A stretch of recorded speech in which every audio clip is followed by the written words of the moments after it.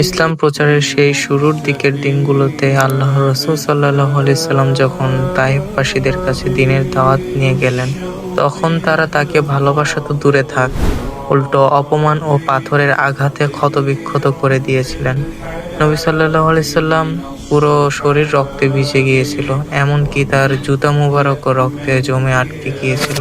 অসহ্য যন্ত্রণায় তিনি যখন পাহাড়ের পাদদেশে বিশ্রাম নিচ্ছিলেন, তখন জিবরাইল আলাইহিস সালাম পাহাড়ের দায়িত্বে থাকা ফেরেশতাদেরকে নিয়ে হাজির হলেন। ফেরেশতারা বললেন, হে আল্লাহর রাসূল, আপনি অনুমতি দিলে আমি তায়েফের এই দুই পাশের পাহাড়গুলোকে একত্রিত করে এই অবাধ্য জাতিকে ধ্বংস করে দেব। কিন্তু আমাদের নবী সাল্লাল্লাহু আলাইহি সাল্লাম, যিনি ছিলেন বিশ্বজগতের জন্য রহমত, তিনি সেই চরম যন্ত্রণার মুহূর্তে অভিশাপ দেননি। তিনি উত্তর দিলেন, না, আমি আশা করি আল্লাহ তাদের বংশধরদের মধ্যে এমন মানুষ পাঠাবেন যারা কেবল এক আল্লাহর ইবাদত করবে। ইসলামের ভিত্তি ঘৃণা নয়, বরং সীমাহীন ধৈর্য ও ভালোবাসা।